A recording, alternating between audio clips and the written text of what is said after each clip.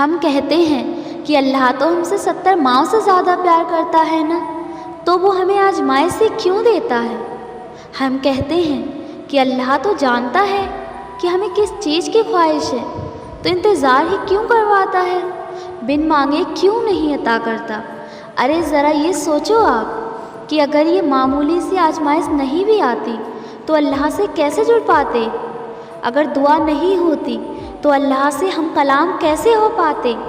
اللہ پاک مختلف ذریعوں سے آزماتے ہیں، کبھی لے کر تو کبھی دے کر، لیکن یاد رکھیے گا آزماتے انہیں ہی ہیں جنہیں اپنے قرب سے نوازنا چاہتے ہیں۔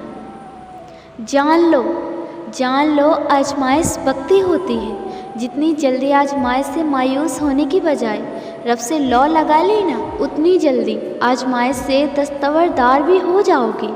ایک بات ہمیشہ یاد رکھو، ہزاروں مسائل کا ایک حل، وہ ہے توکل۔ جہاں توکل ہو نا، وہاں شکوے نہیں ہوتے۔ جہاں توکل ہو وہاں دل کبھی بھی سکون نہیں ہوتا۔ اگر پھر بھی لگتا ہے کہ ہمت باقی نہیں اب، تو جان لو وقت آزمائش اب ختم ہونے کو ہے۔ اللہ تعالیٰ قرآن میں فرماتے ہیں کہ میں کسی بھی جان کو اس کی طاقت سے زیادہ نہیں آزماتا ہوں، تو کیسے ممکن ہے کہ تمہاری آزمائش ختم نہیں ہو سکتی؟ اگر ایک آزمائش کے بعد دوسری آزمائش آ رہی ہے تو جان لو اللہ تمہیں مزید اپنے قریب کرنا چاہتا ہے، تمہیں اپنی محبت سے نوازنا چاہتا ہے۔ وہ جب تک آزمائے گا جب تک تم مکمل اس کی محبت سے سرخور نہیں ہو جاتے۔ آزمائش ایک طرح سے آپ کو مضبوط کرنے کے لیے بھی آتی ہے، جو کہ بہت ضروری ہوتا ہے۔ اللہ جانتا ہے کہ بہت کمزور ہو آپ، اس لیے انہی چیزوں کے ذریعے آزماتا ہے جو آپ کی من پسند ہوتی ہیں، اور یقین کرو اسی آزمائش سے آپ اتنے مضبوط ہو جاتے ہو کہ کوئی آپ کو کچھ بھی بول دے آپ کو فرق نہیں پڑتا، کیونکہ آپ خود بھی مضبوط ہو جاتے ہو اور اللہ سے آپ کا رشتہ بھی مزید مضبوط ہو جاتا ہے۔ پھر آپ سب کچھ اللہ پر چھوڑ کر بے فکر ہو جاتے ہو۔ نہ جانے اس وقت کن کن لوگوں پر اللہ کی آزمائش ہو، لیکن یقین کرو ایک بار آزمائش سے ہارنے کی بجائے اٹھنا سیکھو، خود کو مضبوط کر کے سب کچھ اللہ پر چھوڑ کر دیکھو، حقیقت کو تسلیم کر کے اللہ کے کن پر یقین رکھ کر توکل کر کے تو دیکھو، پھر دیکھنا کیسے روح کے اندر تک سکون ہی سکون بھر جائے گا۔ اگر اللہ نے آپ کو آزمائش دی ہے تو اس کا مطلب یہ نہیں کہ اللہ آپ سے ناراض ہے یا آپ کو سزا دے رہا ہے۔ ارے آزمائش کا مطلب تو یہ ہے کہ اللہ نے تمہیں اپنی محبت کے لیے چن لیا ہے۔ آپ یہ کیوں نہیں سوچتے کہ اگر اللہ کو سزا ہی دینی ہوتی تو وہ پھر آزمائش سے نکالتا بھی کیوں؟ ہاں یہ بات سچ ہے، آزمائش میں ڈالنے والا اللہ ہے تو آزمائش سے نکالنے والا بھی وہی رب ہے۔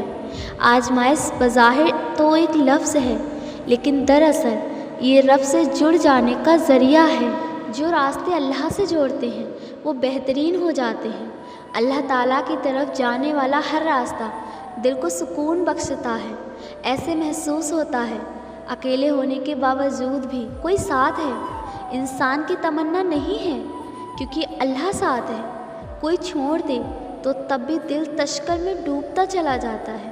ہم مصلحت سمجھ کر شکوے کی انوار لگاتے ہیں، وہ رحمان ہے، اس سے جڑنے والے غنی ہوتے ہیں، جو اس سے جڑتا ہے وہ اسی کے دل میں ہمیشہ کے لیے بس جاتا ہے۔ زندگی چاروں اطراف میں محبت الہی ہوتی ہے اور ہم ہوتے ہیں بس یہ الفاظ ہوتے ہیں، مبارک ہو تم نے اپنے رب کو پا لیا۔ یہ دنیاوی محبتیں تو تمہاری آزمائش کرنے آتی ہیں کہ تم حقیقی محبت سے کتنے قریب ہو، اور جب تم صبر کے ساتھ اس کی رضا میں راضی رہتے ہو تو وہ بھی پھر تمہیں تمہاری من پسند چیز پلک جھپکتے واپس لوٹا دیتا ہے۔ اور یہ جو تم بار بار ہر کسی کے سامنے صبر اور ضبط کا واویلا کر رہے ہو، تو بتاؤ ذرا کیا تمہارا صبر زیادہ ہے یا صبر ایوب علیہ السلام؟ تم جو اس آزمائش کی گھڑی میں دنوں اور سالوں کا حساب رکھے ہوئے ہو، تو بتاؤ ذرا کیا تمہاری آزمائش زیادہ طویل ہے یا حضرت یعقوب علیہ السلام کی، جب انہوں نے حضرت یوسف علیہ السلام سے جدائی کاٹی۔ تم کہتے ہو تم نے یہاں اس مقام تک پہنچنے کے لیے انگنت قربانیاں دیں، تو کیا تمہاری ایک بھی قربانی حضرت ابراہیم علیہ السلام کی قربانی کا نامول بدل ہے؟